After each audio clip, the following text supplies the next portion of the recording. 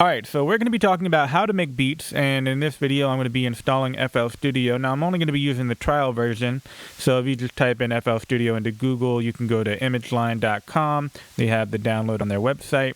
I am using Windows. I'll go ahead and click on that. And okay.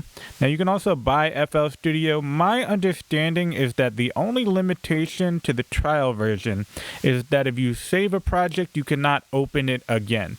Other than that, there are no limitations, I don't think, as far as what you can really do.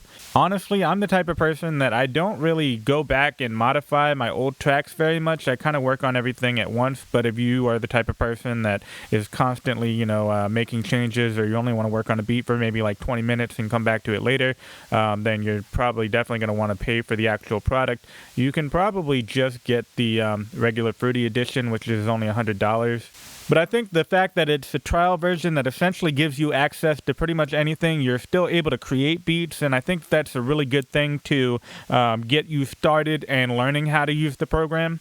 And then later on, when you get to the point where you're, really good at it, then you can definitely think about, buying the full version. So I'm still waiting for this to download. It'll take a while. I'll go ahead and fast forward. Alright, I finished downloading FL Studio, and you should have an icon somewhere in your download folder that looks kind of like this. I'm going to go ahead and left click it twice. Install. The installation is very straightforward. You don't have to do too much. A lot of it is really just clicking next over and over again. Next, I agree. Next.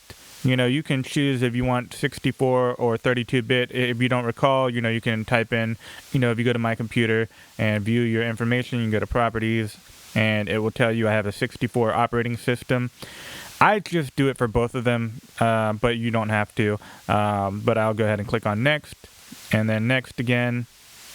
Next. I really don't change anything when I do installations. It's a little bit lazy, but that is how I roll. Really, all you have to do is wait maybe 5 minutes for all this stuff to install. I'm going to go ahead and fast forward this video. Alright, I've almost got this completely installed. We're just going to give it a moment here. There's a second window that pops up talking about ASIO for all. Just again, keep on clicking next over and over again. Again, I don't mess with any of the settings. I just, install straightforward. And then next, finish. Alright. Now, I'm not really going to read the documentation, but if you have any interest in that, you can definitely do that. But for me, I'm not really interested. I'm going to go ahead and delete that. Now we can go ahead and double click on the FL Studio icon, wait for this to load up.